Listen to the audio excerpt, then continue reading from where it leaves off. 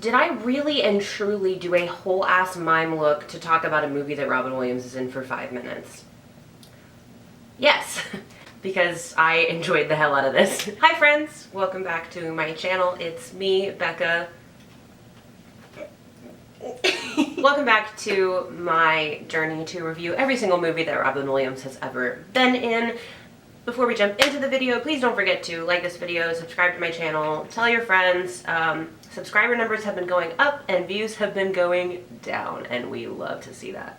So, what? Maybe if Ziggy starts coming back into the videos more often, I'll get more views on them. Today, we are looking at 1991's Shakes the Clown. This is written and directed by Bobcat Goldthwait, also starring Bobcat Goldthwait, who is a comedian you may have heard of. He and Robin were good friends. They ran in the same stand-up comedy circle. Robin Williams has a cameo in Shakes the Clown as Mime Jerry. He's a mime instructor. He is actually credited as Marty Fromage, which is one of the aliases that Robin and Bobcat would switch amongst themselves if they went, if they wanted to pop into a comedy club and do a set and not have anybody know they were going to be there. Marty Fromage was one of the names that they would use. Movie also, this cast is stacked. So you've got a cameo by Florence Henderson, you've got Adam Sandler, you've got Tom Kenny, you've got Kathy Griffin, you've got Robin Williams, This movie is about Shakes the Clown. He is an alcoholic clown who gets framed for the murder of his boss. It is a satire. Bobcat Goldthwait wrote this as a satire of the stand-up comedy circuit that he ran in, which, knowing that, makes the movie a lot better than it is upon first glance, although I did really like it before I knew that as well. It's dark comedy, but it's still really silly. I don't know, it just really worked for me. This has been the first movie that Robin has been in for less than 10 minutes that I have not just spent the whole time actively counting down the seconds until his cameo. He does not show up until an hour into this movie, and I didn't notice because I was having fun. There's not really a whole lot of fun facts to talk about. The movie premiered at a charity event and people walked out, and the opening shots of the neighborhood were filmed without a permit.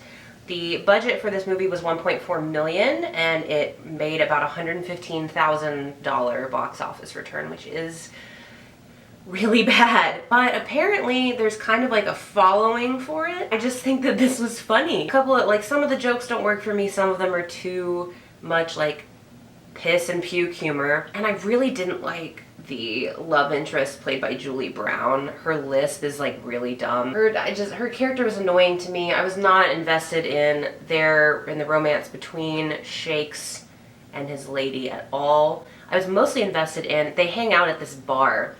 And it's a clown bar. Everyone in the bar is just in full clown regalia all the time. And Kathy Griffin and this other lady are the waitresses who work there. And I was really invested in all the other clowns at the clown bar, like Adam Sandler and, oh my god, Tom Kenny. Tom Kenny is excellent in this. This movie belongs to Tom Kenny. Robin's scene is great, but Tom fucking Kenny in this movie, oh my god. He's a couple years away from SpongeBob, so he hasn't hit it big yet. There's this whole running gag of mimes and regular clowns and rodeo clowns all have beef. They all run in separate circles and the regular clowns will beat up the mimes. Which that's just really funny to me. I don't know, dude. Let's talk about Robin's scene. Robin is a mime instructor where Shakes the Clown goes to hide once he's been framed for the murder of his boss. So he hides out with the mimes. I'm so sure that Robin was just allowed to say whatever the fuck he wanted in this scene. It's basically a 4-minute scene of just Robin Williams teaching people how to be a mime and also roasting everyone. It was great. His character comes back for a quick second at the end. It was very enjoyable. This was just fun.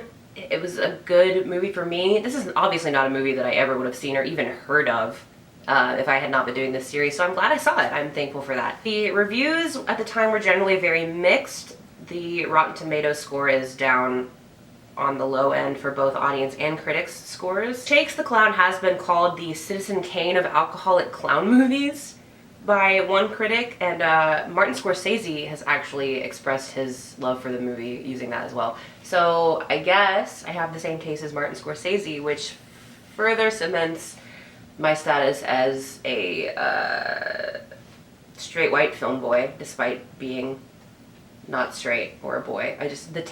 My taste is such straight white film male. It's I definitely recommend that you check this out. If this sounds like you might like it, you probably will, because I really didn't think I was going to. I don't know when this streak is gonna break of needing a Star subscription to watch these movies, but if you have a Star subscription, you can get that anywhere. You can also just rent it on Prime. Coming up next, we have Dead Again, which is a neo-noir thriller by Kenneth Branagh, which is Robin's first film he will do with him.